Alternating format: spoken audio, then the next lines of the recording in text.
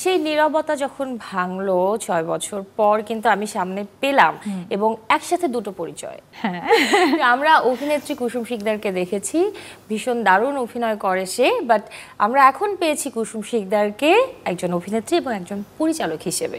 বিষয়টা কি বলবে? শরতের জবা, শরতের জবা নিয়েই তো ফিরছি। তো শরতের জবা চিত্রনাট্য আমি করেছি, নির্মাণ, প্রযোজনা এবং পাশাপাশি অভিনয়। তো আসলে পরিচয় অনেকগুলো হয়ে গেছে, কিন্তু এই পরিচয়গুলো আসলে কতখানি গ্রহণযোগ্য হবে সেটা ডিপেন্ড করছে শরতের জবার দর্শকদের ফিডব্যাকের উপর। যতদূর জানি যে শরতের জবা এই সিনেমাটার গল্প যেখান থেকে নেয়া, সেটা হচ্ছে 2021 সালে প্রকাশিত নিজেরই লেখা বই অজাগতিক ছায়া থেকে, এবং সেই বইয়ের একটা গল্প হচ্ছে শরতের জবা, যেটাকে হচ্ছে সিনেমার গল্পে এখন রূপালী রিলে তুলে ধরা হয়েছে। তো এটা কি শুরু থেকেই প্ল্যানিং ছিল? একটু কারেকশন আছে। প্রথমত হচ্ছে এটা 2022 এবং 2023-এর অমর একুশে বইমেলা দুবার প্রকাশিত হয়েছে, কারণ 2022-এ কোভিডের জন্য আপনি জানেন যে মেলা খুব রেস্ট্রিক্টেড ছিল, আর খুব অল্প দিন ছিল।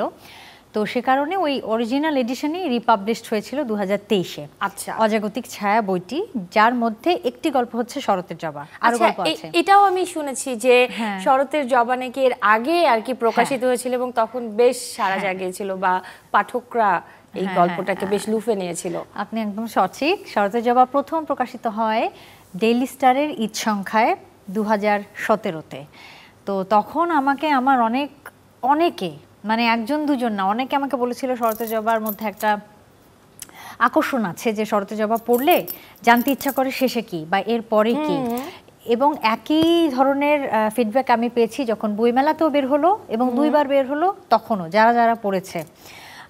সবার সঙ্গে তো আর আমার, মানে সবার তো আর আমার প্রতি অ্যাক্সেস নাই, কিন্তু যারা যারা আমাকে পেয়েছে বিভিন্ন মাধ্যমে, তারা আমাকে জানিয়েছে যে শরতের জবা তারা সবাই পছন্দ করেছে, এবং তাদের এটা বলার উদ্দেশ্য ছিল যাতে করে আমি লেখালেখিটা চালাই। পরবর্তীতে সেই গল্পটা আবার অজাগতিক ছায়াতে ইনক্লুড করা হয়েছিল। হ্যাঁ হ্যাঁ।